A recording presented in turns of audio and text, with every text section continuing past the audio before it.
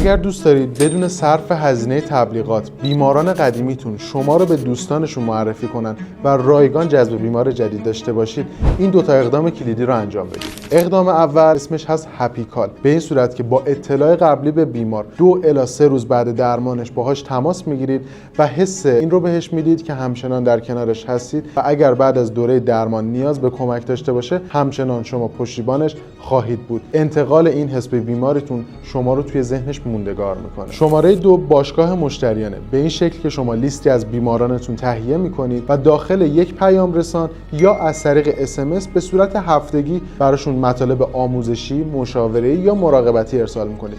با این کار در بیمارانتون حس تعلق ایجاد میکنید و هی خودتون رو بهش یادآوری میکنید. از این باشگاه مشتریان میتونید برای رونمایی لاین های جدید آیندهتون، برگزاری ایونت و جشنواره‌های فروشتون هم استفاده کنید. اگر به دنبال آموزش های تخصصی برای مدیریت مطب یا کلینیک زیبایی هستید، پیج من مناسب شماست.